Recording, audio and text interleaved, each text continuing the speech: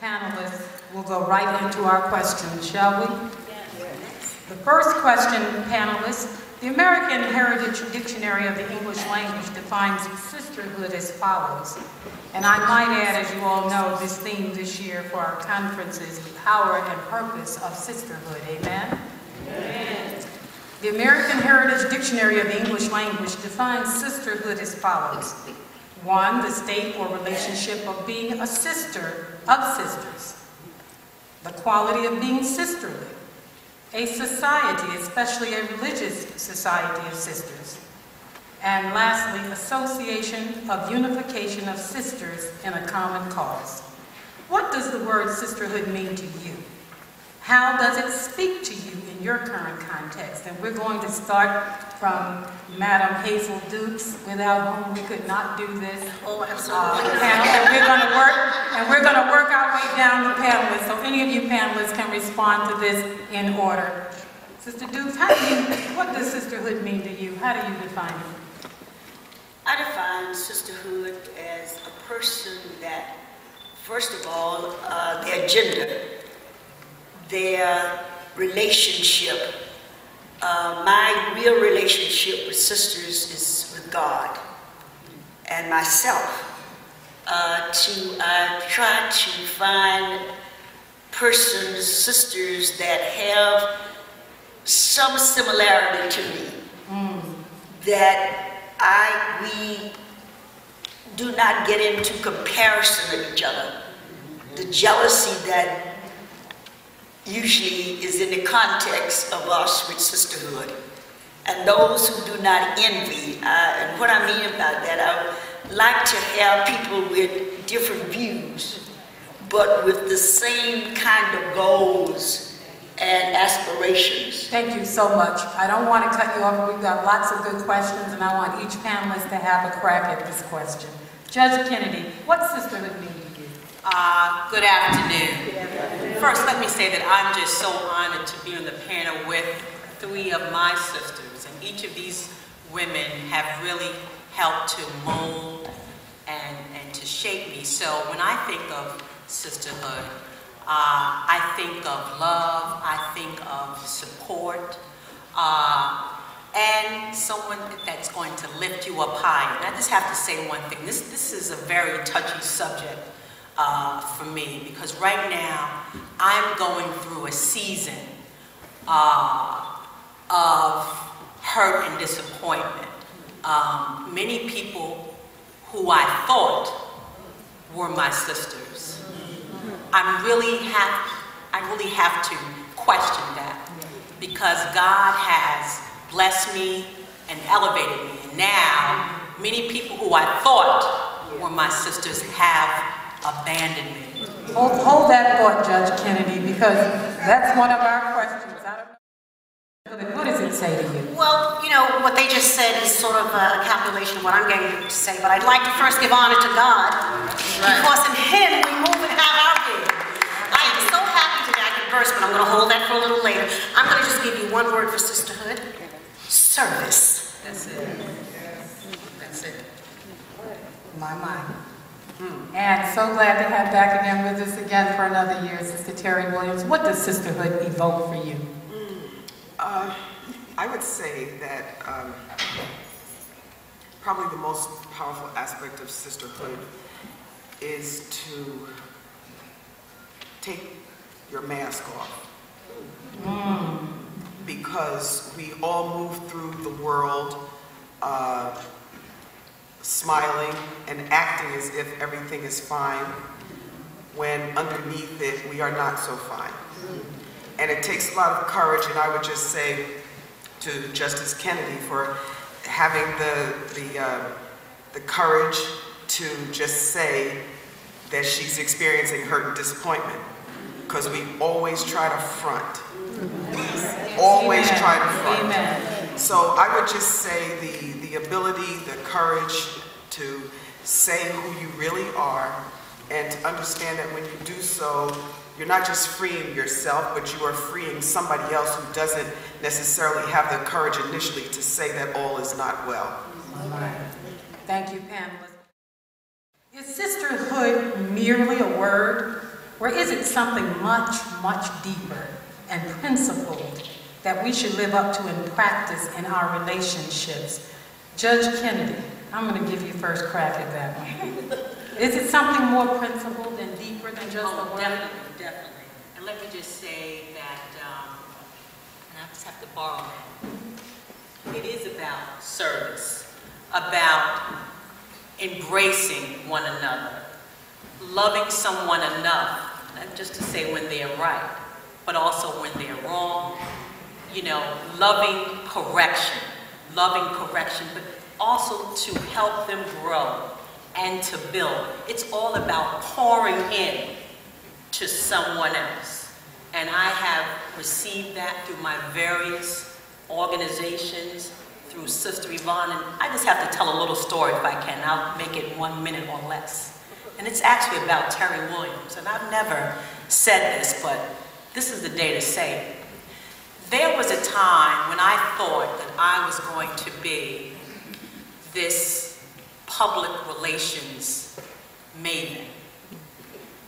And Terry Williams had enough love in her heart. I don't know if you remember this, but this was 1996. Wow. Where she let me intern with the Terry Williams Agency. But let me say this about Sister Terry. It was there that I learned how to write press releases, media alerts, and I took that information and used that for my various bar associations. Absolutely. When I ran for a civil court judge, I took that information and produced my own election campaign materials. How did that start? That started by someone pouring into me, being a blessing to me. So Sister Terry, I've never said this, but thank you. Thank you. Well, that is the name of our organization, Sister to Sister. And we didn't know that Judge Kennedy was going to give that testimony. We're so glad you did. Is it merely a word, Sister Williams? Or is it something much deeper and principled? Well, excuse me, it is much deeper in principle. It has to be how you show up in the world, is what I think. Like, there's a dynamic young lady that I just met 5 minutes ago. Her name is Crystal Edmonds. Her dad connected us. We were both from Mount Vernon, and very, very bright, a very gifted writer. And it's like, I don't have much time, and I think a lot of us are time challenged, but what we can do is bring someone with us where we go, wherever we go, so that they can glean from, from others. So I would strongly just say that it is putting into action to have that someone who meets you sees a glimpse of the face of God when they meet you. That's what I think. And then I would also just say, there's only because it came up and I don't want to forget it, that when we find ourselves jealous, some of the people who were hating on us, when you find yourself jealous or envious of someone, it means that they're doing something that you want to do or think that you should be doing. And so it just means that you should get your plan together to do just that. So I wanted to just say, I just wanted to say that.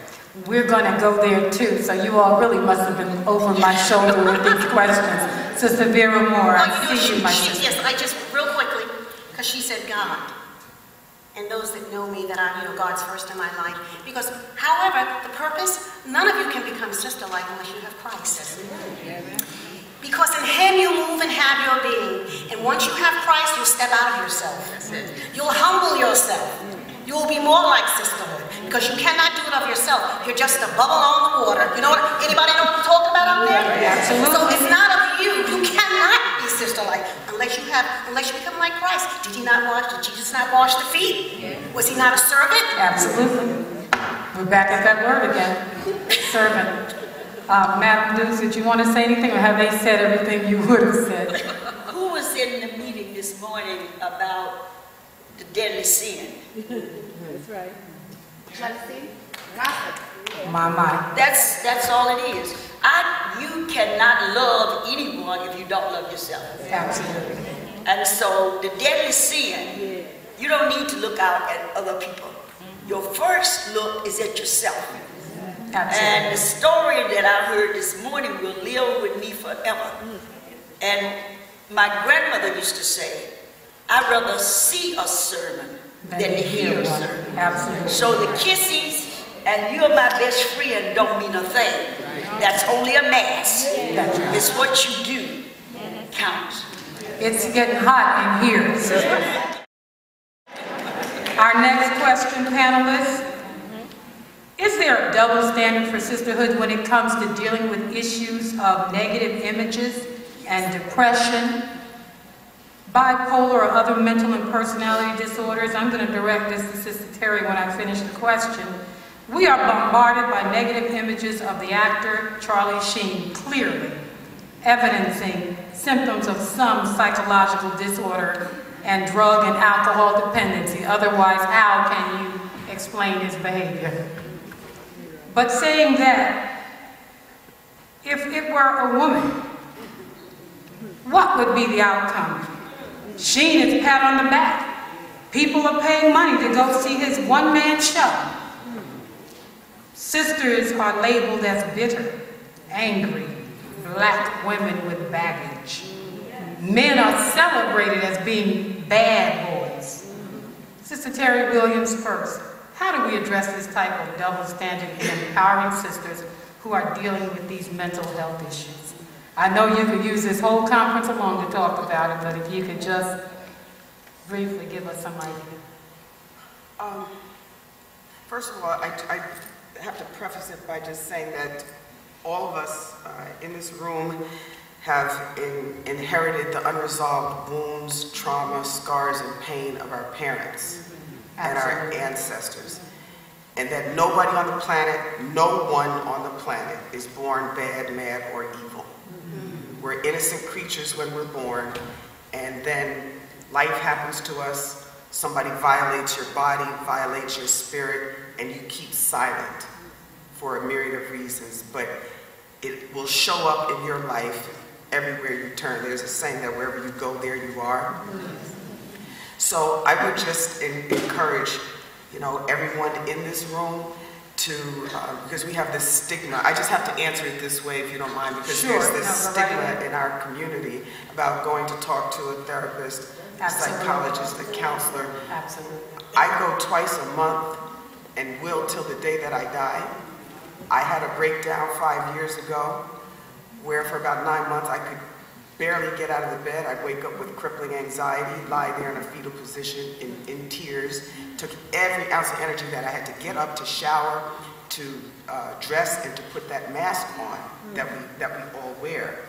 And so I'm saying that we should all be compassionate toward one another, because you never know what a person's story is. Absolutely. You have beef with somebody in the office or in your relationship. Like if you're in a relationship with somebody, you think there's 2 people in the relationship. Well, let me tell you, there's at least 4. Because that person will react to you based on something that happened to them years ago that they never dealt with. And then you say, well, what did I say? Nothing. You just triggered something that never got dealt with. So it is what we all must do. We have to focus on ourselves. We have to remember that everyone does have a story. Even though you don't know what it is, they have one, and it shaped who they are. So that's how I just need to, to answer that question, because that's the root of everything. And I would add to what you're saying, doing some doctoral work with storying, that your story resonates with somebody else's story, because we're all story creatures. Yes. We've all got a story, absolutely. Yes. And then I will say too that when you go through the fire and you come out on the other side, and you find out what it is that you are really called to do. Because I wrote this book, Black Pain, it just looks like we're not hurting, because, and you will see yourself in everybody that you know, because it's all of us. We're all wounded. Absolutely. Wounded.